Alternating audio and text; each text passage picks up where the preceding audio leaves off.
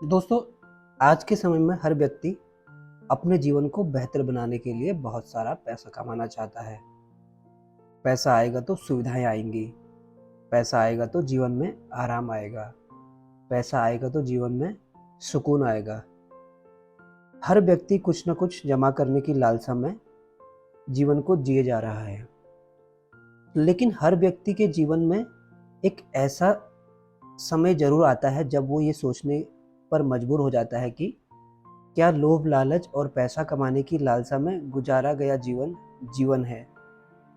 क्या जीवन का महत्व सिर्फ इतना ही है कि काम करो, पैसा कमाओ, चीज़ें जमा करो और अंत में सब दूसरों के लिए छोड़ जाओ। ज़्यादा पैसे कमाने के चक्कर में हम गलत काम करना शुरू कर देते हैं। रिश्वत लेना और लोगों को ठगना और भी बहुत कुछ। दोस्तों, मैं हूँ धीरेन्द्र। आशा करता हूँ आप सब अच्छे होंगे। आप सभी का स्वागत है मेरे YouTube channel motivational thoughts bye Dhirendra.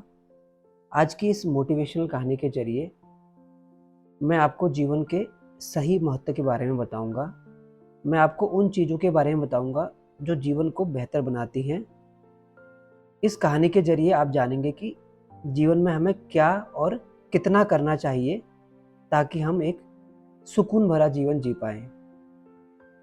एक बार की बात है, एक राजा ने अपने 3 सबसे अच्छे मंत्रियों की परीक्षा लेनी चाहिए। उसने अपने तीनों मंत्रियों को बुलाया और कहा कि मैं आप लोगों को 2 काम दूंगा और जो उन दोनों कामों को पूरा कर लेगा उसे कीमती इनाम दिया जाएगा। इनाम की बात सुनते ही तीनों मंत्रियों ने राजा की बात मान ली। इसके बाद राजा ने तीनों मंत्रियों को एक एक थैला दिया और कहा, आप तीनों हमारे बगीचे में जाइए और इन थैलों में अच्छे अच्छे फल भर के लाइए। जो ज़्यादा फल भर के लाएगा उसका पहला काम पूरा माना जाएगा और उसके बाद मैं उसको दूसरा काम बताऊंगा। राजा की बात मानकर तीनों मंत्री बगीचे में चले गए और फल जमा करने लगे। पहले मंत्री ने सोचा कि राजा हमारे तोड़े हुए फल तो खाएगा नहीं, और उसने जल्दी जल्दी थैले के नीचे सड़े हुए फल डाल दिए और ऊपर थोड़ा बहुत अच्छे फल भर दिए। दूसरे मंत्री ने सोचा कि राजा के लिए अच्छे फल भरने चाहिए, क्या पता राजा किसी को ये फल भेंट करे। उसने बारी बारी से अच्छे फल तोड़ने शुरू किए और थैले में जमा कर लिए। लेकिन अच्छे फल ढूंढने के चक्कर में उसका थैला भर नहीं पाया। और तीसरे मंत्री ने यह सोचा कि राजा के पास इतना समय तो है नहीं कि वो थैले खोल खोल कर हमारे फल जांच करेगा।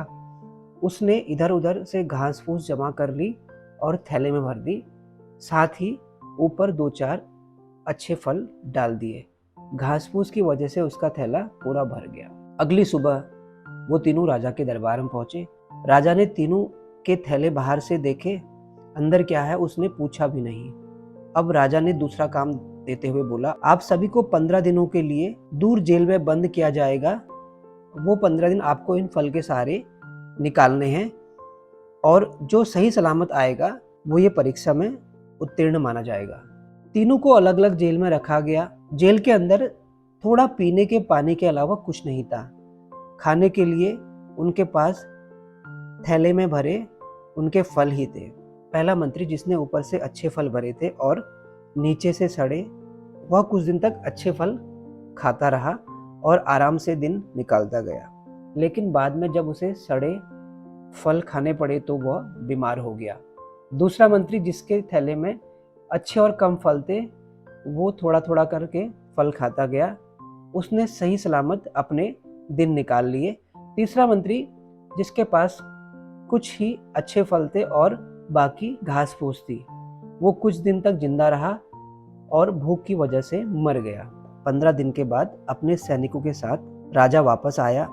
दूसरे मंत्री ने अपनी परीक्षा पास कर ली थी, उसे उचित इनाम दिया गया। दोस्तों, इस कहानी से जो सीख मिलती है वो यह है कि इस कहानी में जो थैला है वो हमारा जीवन और जो जेल है वो हमारे जीवन के आखिरी दिन, यानी हमारा बुढ़ापा। इस समय में हम जीवन के बगीचे में हैं। हम अपने जीवन को जिन चीज़ों से भरेंगे वही चीज़ें अंतिम समय में हमारे जीवन को अच्छा और बुरा बनाएँगी। अब आप खुद से ये पूछें कि आप इस जीवन के थैले में क्या भर रहे हैं? दोस्तों, thank you so much for watching me. See you.